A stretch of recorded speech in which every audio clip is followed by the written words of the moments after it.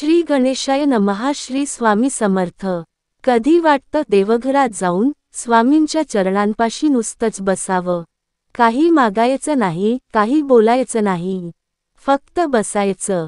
जसं एखादी मुलगी दिवसभराचं थकवलेलं मन घेऊन आपल्या आईजवळ येते आणि आईच्या नजरेतूनच ती शांततेचा अनुभव घेते, तसंच स्वामींच्या प्रेमळ नजरेतून संपूर्ण जीवनाचं दुःख विरघळून जातं. कधी कधी वाटतं नुसतं डोकं स्वामींच्या मांडीवर ठेवावं, त्यांच्या हातून पाठीवरून फिरलेली ती हातफेर मिळावी आणि तेवढ्यानेच जीवन शांत व्हावं.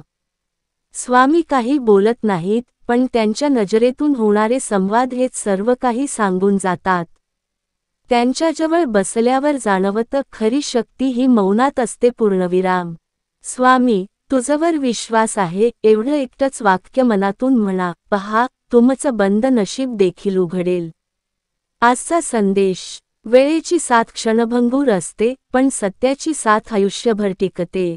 स्वाद आणि वाद या दोन्हीचा त्याग करा. स्वाद टाकाल तर शरीर बरे राहील, वाद टाकाल तर नातं टिकेल.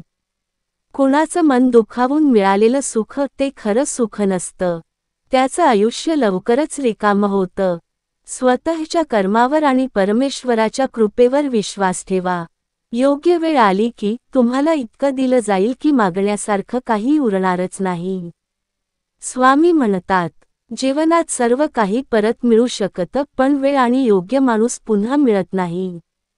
दुसऱ्याचे चांगले मन ओळखाल तर देव त्याच रूपात भेटतो. जो बोलण्यात धार शोधतो तो घाव देतो, पण जो आधार शोधतो तो जीवनभर साथ देतो. बाळा, घाबरू नकोस. मी तुझ्या पाठीशी आहे. तू एकटा नाहीस. माझ्या नामस्मरणाने संकट नाही थांबणार, पण मी त्याचं ओझं फुलासारखं हलकं नक्कीच करीन. स्वामी, मी मागणार नाही, फक्त एवढंच म्हणेन, तुमचा हात माझ्या डोक्यावर असू द्या. कधीच साथ सोडू नका. या बाळाचं संरक्षण करत राहा. हीच प्रार्थना, हीच भावना, हीच भक्ती.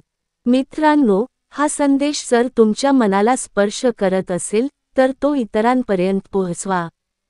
कदाचित तुमच्या एका शेअरने कोणाचंतरी आयुष्य बदलू शकेल. श्री स्वामी समर्थ असं लिहा आणि श्रद्धेने पाठवा.